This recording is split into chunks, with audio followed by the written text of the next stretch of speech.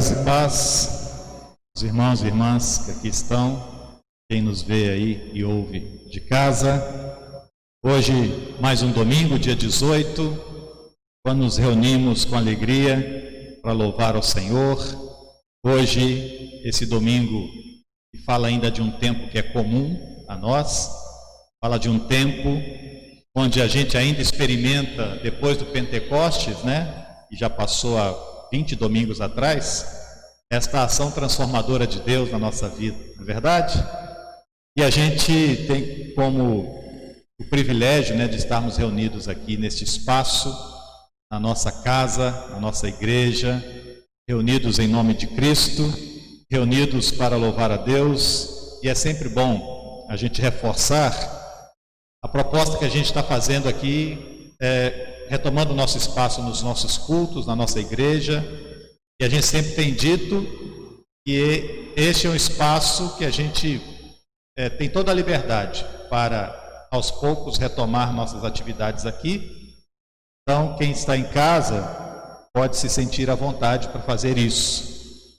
Eu já disse aqui alguns domingos atrás, né, que se você vai ao supermercado, se você vai a qualquer outro lugar fora da sua casa, esse ambiente é um ambiente também muito seguro, né, para a gente estar reunido, porque tem espaço de sobra aqui para a gente se reunir e cultuar a Deus. Mas cada um no seu tempo, cada um no seu momento, né? Que Deus venha derramar sobre nós a sua graça, que em breve possamos estar livres dessa situação, desse vírus e voltar às nossas atividades normais, né? Hoje, como eu disse, nesse dia 18 de outubro, no domingo, que é domingo ainda do tempo comum na nossa vida, queremos ressaltar um pouco da ação de Deus ainda na sua transformação contínua na nossa vida, e aquilo que significa dentro do reino de Deus, nós servirmos a Deus com alegria e com seu propósito diante da nossa vida. Quero ler com vocês o Salmo 99. Salmo 99 é um hino de louvor que exalta a santidade de Deus. Salmo de número 99. Diz assim: reina o Senhor, tremam os povos.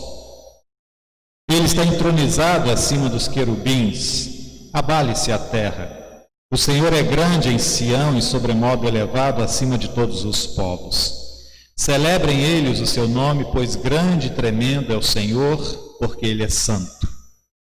O Rei poderoso que ama a justiça, tu firmas a equidade, escutas o juízo e a justiça em Jacó. Exaltai ao Senhor nosso Deus e prostrai-vos ante o escabelo dos seus pés, porque Ele é santo. Moisés e Arão entre os seus sacerdotes e Samuel entre os que lhe invocavam o nome, chamavam o Senhor e Ele os ouvia. Falava-lhes na coluna de nuvem, eles aguardavam os seus mandamentos e a lei que lhes tinha dado. Tu lhes respondestes, ó Senhor nosso Deus, fostes para Ele Deus perdoador, ainda que tomando vingança dos seus feitos. Exaltai ao Senhor nosso Deus, prostrai-vos ante o seu santo monte, porque santo é o Senhor, o nosso Deus. Amém. O salmista, ao exaltar a santidade de Deus, exalta também um Deus que está acima de todos. E por isso ele está dizendo: reina o Senhor, tremam os povos. Deus é o poder que está acima de todo poder. Deus é o Senhor de todas as coisas.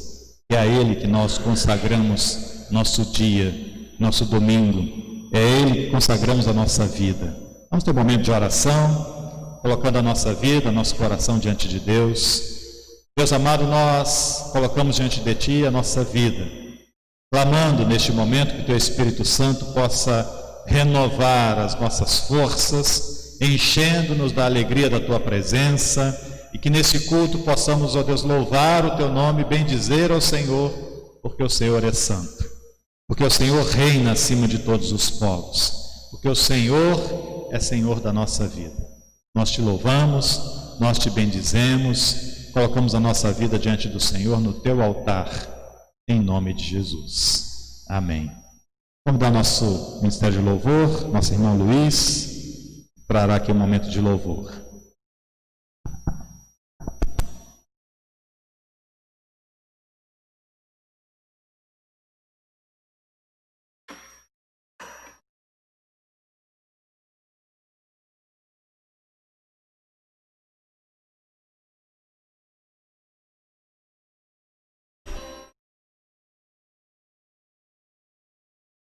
Aleluia! Que possamos entregar ao nosso Deus tudo de melhor que temos. A Ele a honra, a glória, todo o louvor.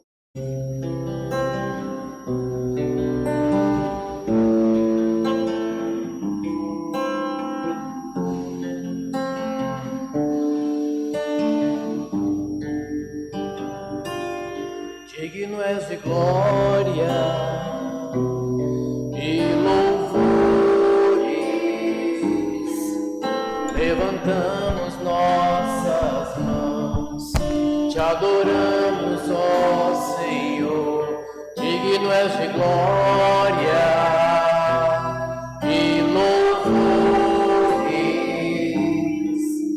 levantamos nossas mãos, te adoramos, ó Senhor, porque grande és tu, maravilhas fazes tu, não há outro igual a ti, não há outro igual a ti, porque grande és tu, maravilhas fazes tu, não há outro igual a ti, não há outro igual a ti, Senhor.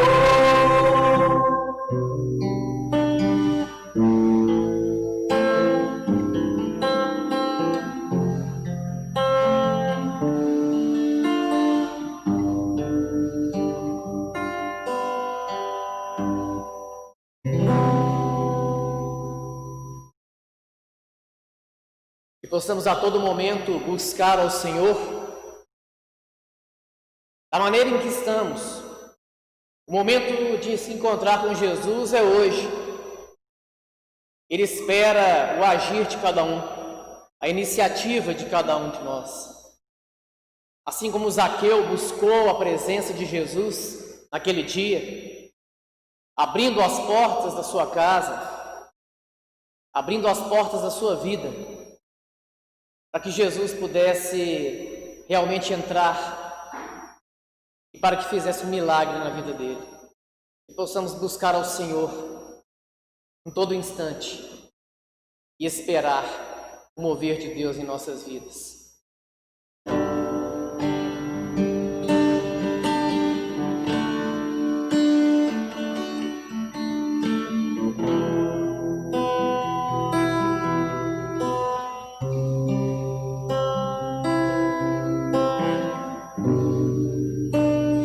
Como Zaqueu, quero subir o mais alto que eu puder, só pra te ver, olhar para ti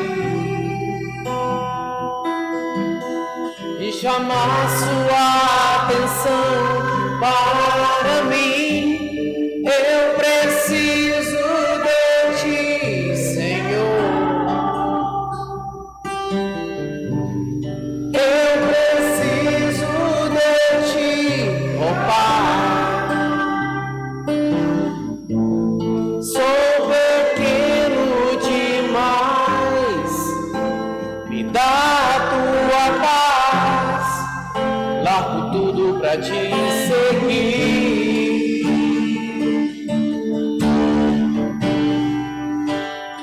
Entra na minha casa, entra na minha vida, mexe com minha estrutura.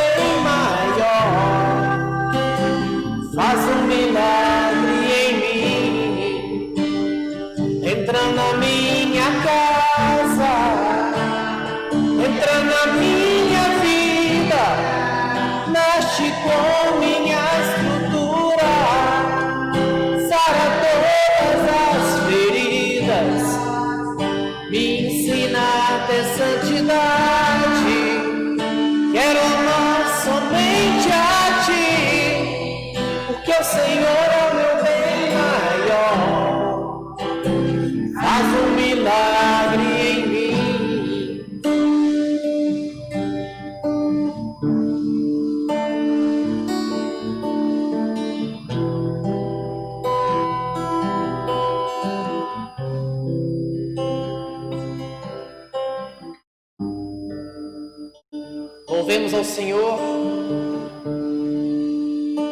E cada um possa bendizer ao nome de Jesus. Adorá-lo. Para que Ele faça a obra na vida de cada um. Para que Ele possa buscar a sua igreja com alegria, alterando a estrutura de cada um de nós se for necessário, para que a santidade do Senhor seja verdadeira e seja real na vida de cada um.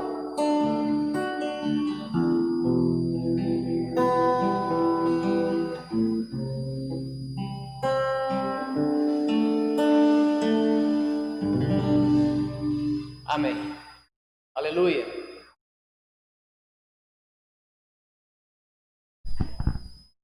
Amém.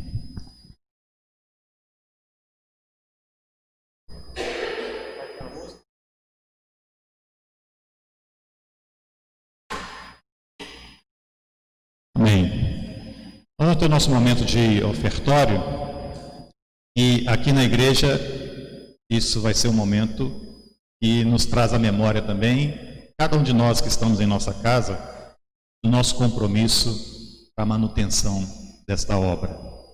Então, enquanto aqui nós viremos aqui à frente, cada um conforme quanto puder, aí em casa também você possa ter esse mesmo atitude, e a gente tem nossa conta para depósito, né? Então façamos isso com alegria no nosso coração, colocando diante de Deus a nossa generosidade, e Deus com certeza tem nos abençoado muito, amém? Façamos assim então.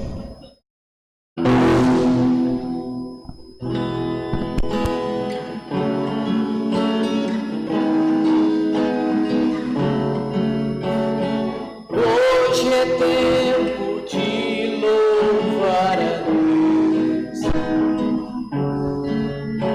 Em nós agora habita o seu Espírito,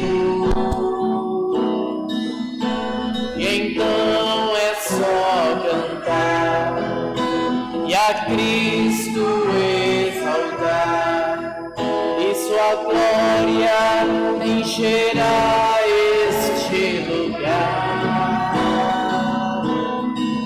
Vem louvar.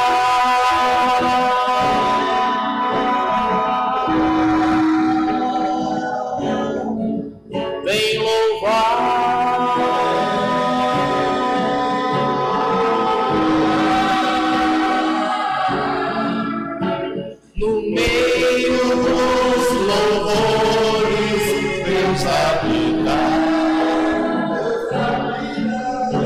e é seu prazer cumprir o que nos diz. Então é só cantar e a Cristo exaltar, e sua glória este lugar. Vem louvar.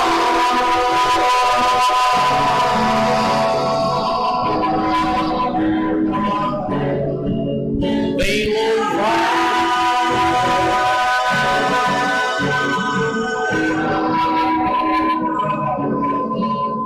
Vem louvar.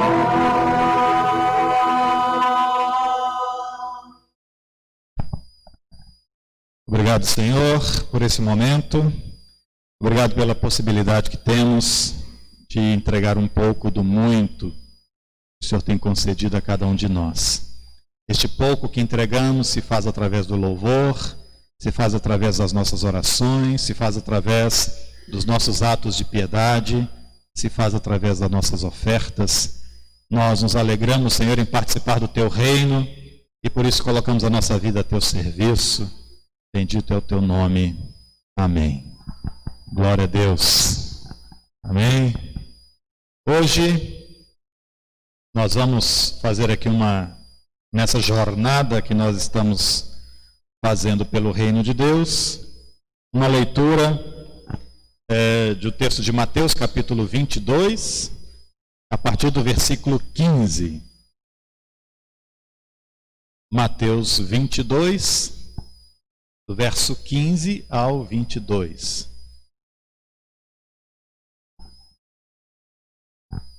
E eu acho que é um tema bastante propício para nós no tempo que a gente está vivendo. Nós estamos nos aproximando aí das eleições, não é?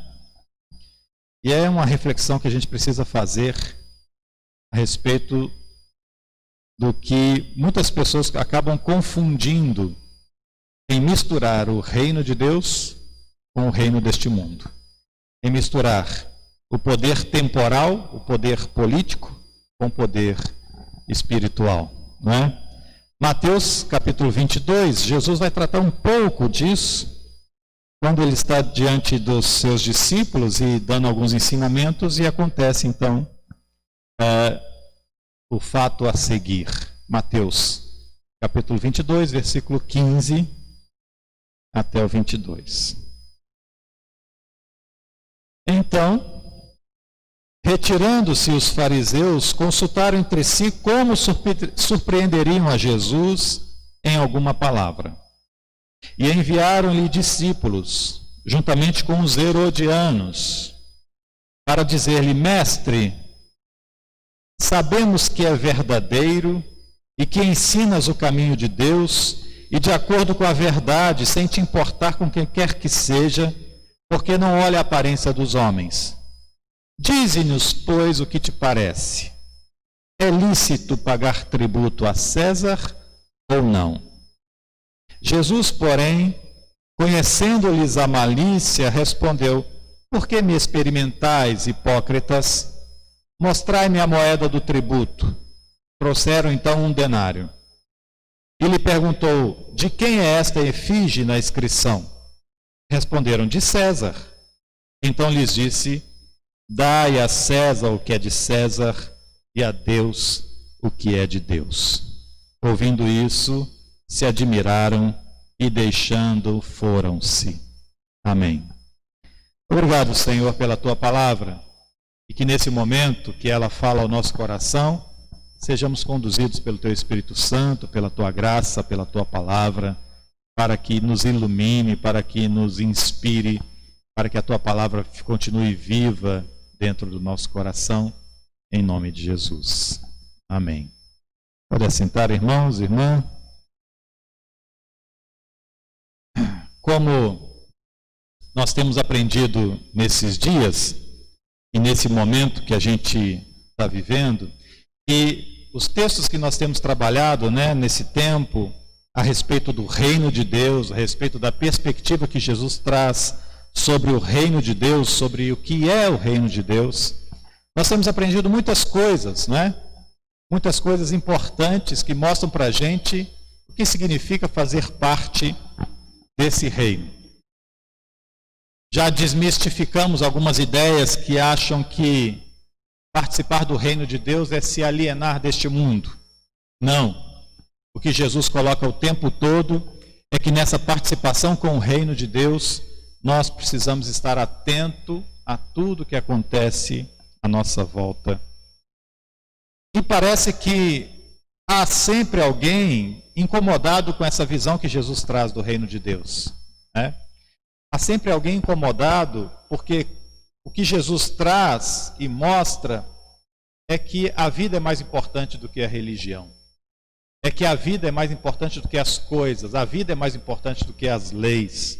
E o que Jesus vem trazendo nessa trajetória é que a sua maior preocupação é desenvolver diante das pessoas um espaço, um momento, onde todos tenham vida digna e vida plena, verdadeira. Então, o que Jesus está preocupado não é com as estruturas de poder, não são com as estruturas políticas da sua época, não são com as estruturas que podem favorecer ou não a Jesus, mas ele está preocupado com as pessoas. Então, essa é a essência central do cristianismo. Um Deus que se preocupa com as pessoas. Um Deus que se preocupa com vocês, comigo, com todos. Um Deus que se preocupa E todos aqueles que vivem, então, uma vida que, de certa forma, é diminuída, é menosprezada, é deixada de lado, tem uma atenção especial desse Deus.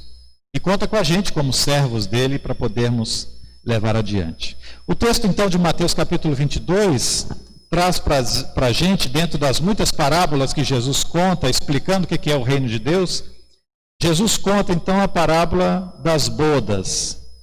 E ele começa a falar, então, no início do capítulo 22, que o reino do céu é semelhante a um rei que celebra, então, o casamento do seu filho e manda chamar os convidados. E aí, algumas pessoas começam a dar desculpas. E ele, então, manda trazer todos aqueles que se interessarem a estarem ali naquela grande festa. Isso começa a incomodar as pessoas. E aí, alguns se retirando, que eram os fariseus, começaram a bolar então uma estratégia, um plano para pegar Jesus nas suas palavras. Porque as palavras de Jesus incomodavam as pessoas. E aí está dizendo, enviaram então os discípulos deles, dos fariseus, juntamente com os herodianos. Quem eram os herodianos? Aqueles que eram do partido de Herodes. Aqueles que trabalhavam em favor de Herodes. E é interessante, né? O texto vai mostrar para a gente que eles já chegam diante de Jesus, elogiando a Jesus e tentando exaltar o ego de Jesus. Mestre, sabemos que você é verdadeiro, que ensina o caminho de Deus, e esse ensino de acordo com a verdade, que você não se importa com quem quer que seja, mas olha a aparência dos homens. Falou verdade, não foi? Não falou mentira nenhuma. Mas a intenção deles é lisonjear a Jesus, inflar o ego, para depois virem com a armadilha. E a armadilha é, diz o que nos parece, é correto pagar tributo a César? O texto vai mostrando para a gente que Jesus logo de cara percebe qual é a estratégia desses grupos que estavam diante dele nesse momento e que estavam ali tentando, a partir de uma palavra de Jesus, distorcer o que ele dizia e o que ele falava. O que está em jogo nesse texto é a demonstração de dois poderes. Um é o poder temporal, poder político, o poder deste mundo. O outro é o poder espiritual.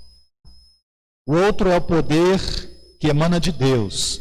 Por isso nós lemos no Salmo 99, quando o salmista no seu canto poético dizia, reina o Senhor, trema os povos. O Senhor está entronizado acima dos querubins. Ele exalta, o salmista exalta, então, esta ação de um Deus que é santo, mas que está acima de todo poder. Está acima do poder humano, está acima do poder temporal, que é passageiro, mas é um poder espiritual. A pergunta que estes homens, discípulos dos fariseus, fazem para Jesus, junto com os herodianos, é uma pergunta muito maliciosa. Porque se Jesus responde alguma coisa contrária a esta ação, automaticamente ele já estava ali condenado e poderia então ser levado à morte. A pergunta que eles fazem a Jesus não é também muito diferente do que a gente começa a experimentar e vivenciar até nos dias de hoje e durante séculos, essa relação entre o poder político e o poder espiritual começa a se misturar, não é? A resposta que Jesus dá é uma resposta muito clara. Dai a César o que é de César e a Deus o que é de Deus. Aqui a gente vê, então, duas tentativas. A primeira era acusar a Jesus de não se submeter ao poder temporal de sua época, ao poder político de sua época. Acusar a Jesus de não se submeter às autoridades da sua época. E a outra, o outro perigo dessa fala dos fariseus era a tentação permanente de se colocar a ação espiritual a serviço do temporal. A tentação permanente de se colocar aquilo que é de Deus a serviço daquilo que é temporal, daquilo que é o poder político. Quando a gente começa a olhar o texto assim, a gente começa a perceber que esta prática, ela está muito presente no tempo de hoje.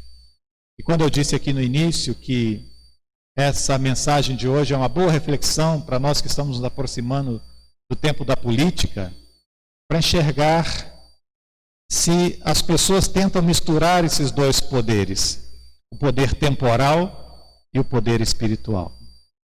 Eu já disse aqui na igreja, e vou repetir, eu sempre desconfio quando alguém chega para mim e diz assim: vota em fulano porque ele é homem de Deus. Não é? Vota naquela pessoa porque ele vai agir em nome de Deus. Tudo bem, não tem problema isso. Agora, quando a gente começa a colocar Deus a serviço da política, isso se torna um problema.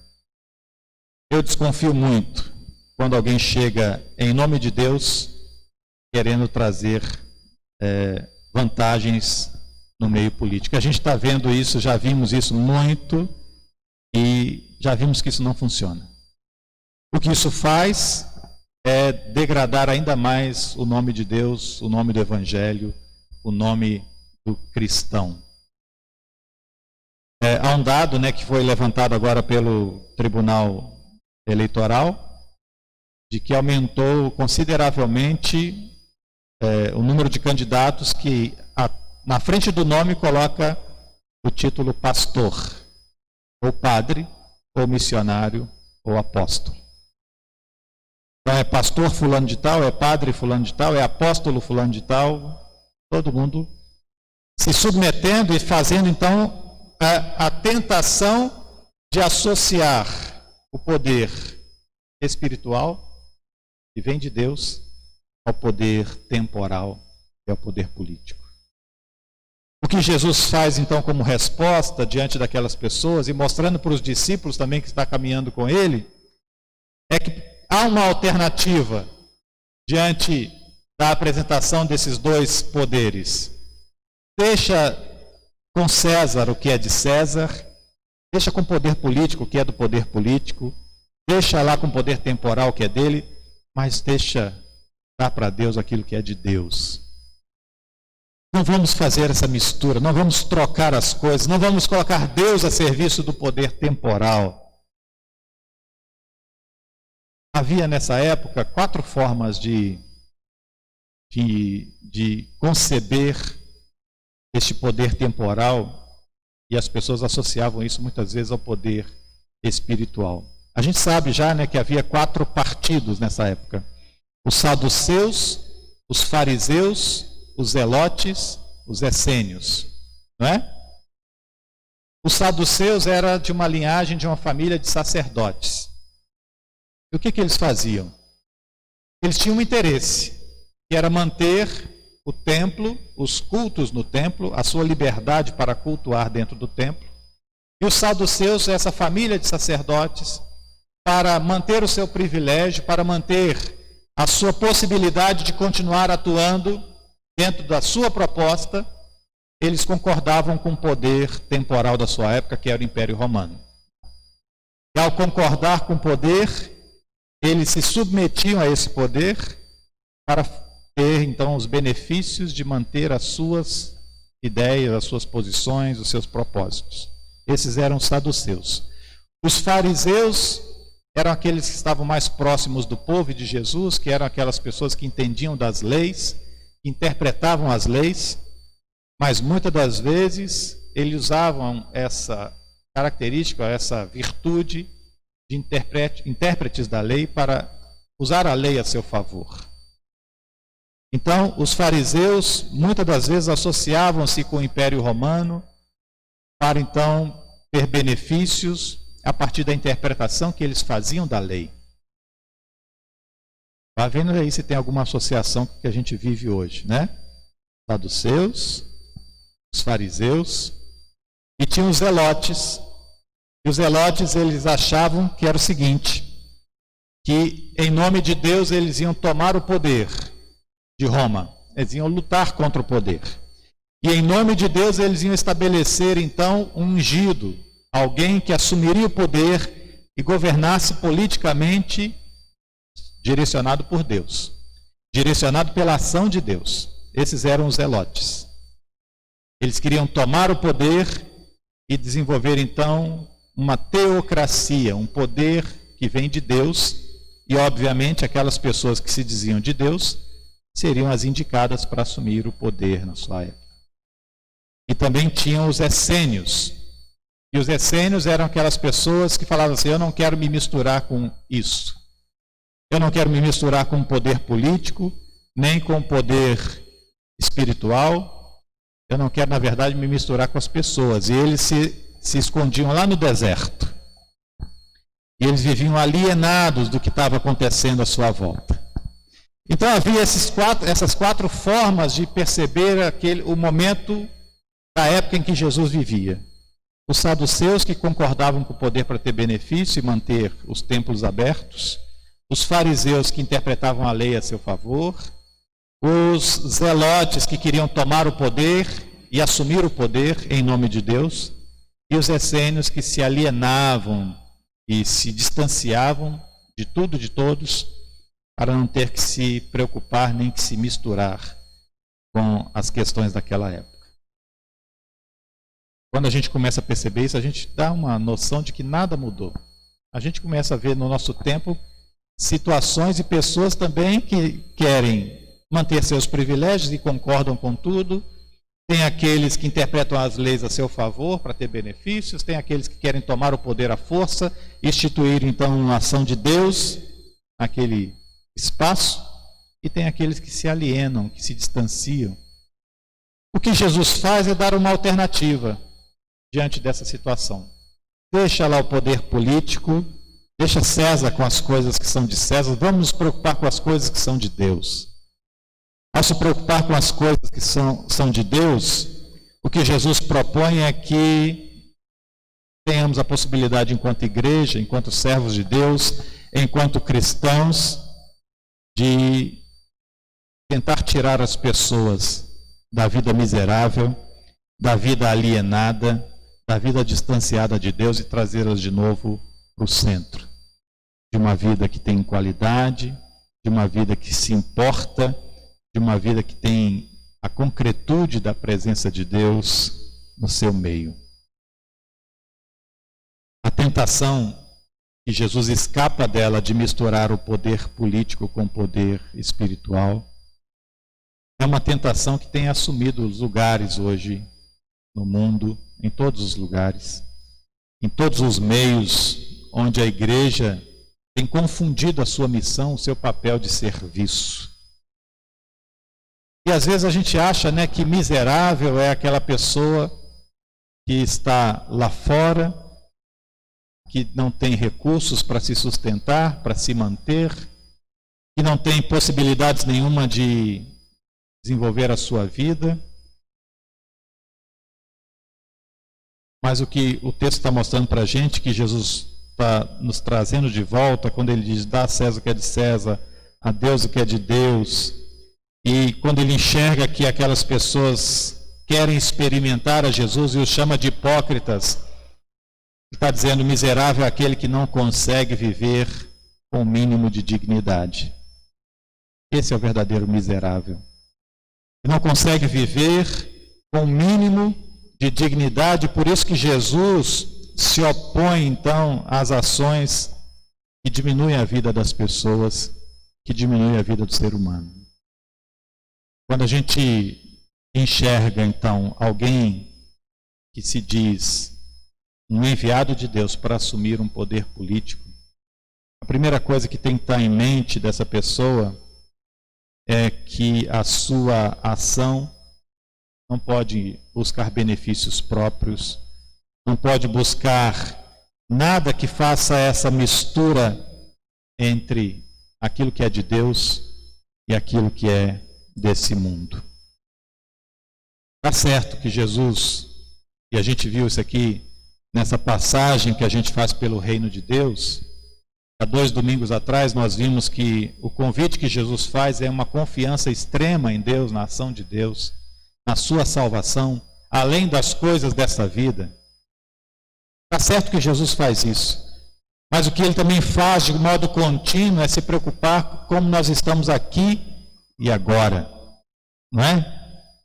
Como você se sente? Como é a sua vida?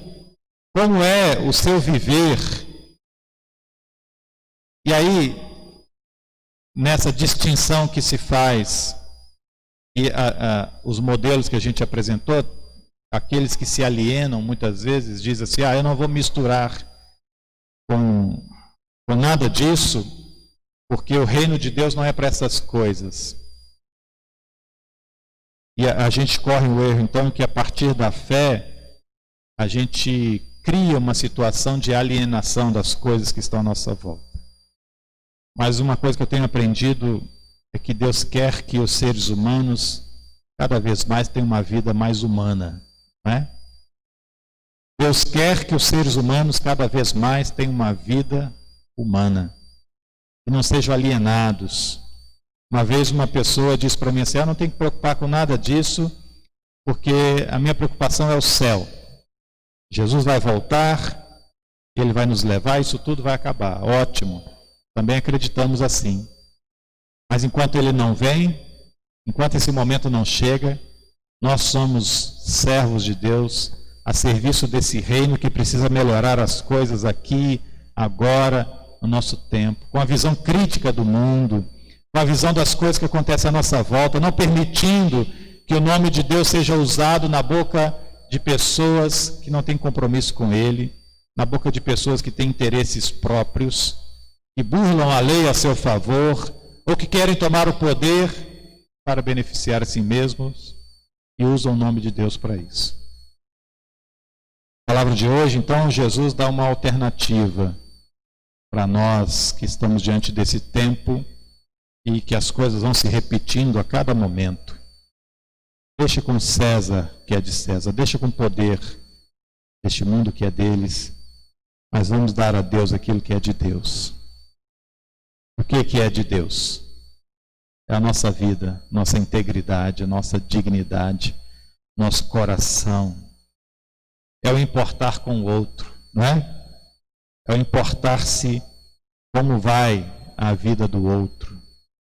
O que a gente pode fazer de melhor para tornar esse lugar que a gente está ainda melhor, mais humano? Transformar esse ambiente que a gente vive, um ambiente onde a ação de Deus e a salvação de Deus se faz presente e completa. É por isso que Jesus, na sua parábola e nas palavras, e na sua trajetória, ele está sempre se preocupando com o desenvolvimento do meio onde ele está. Com a sociedade, com as pessoas à sua volta.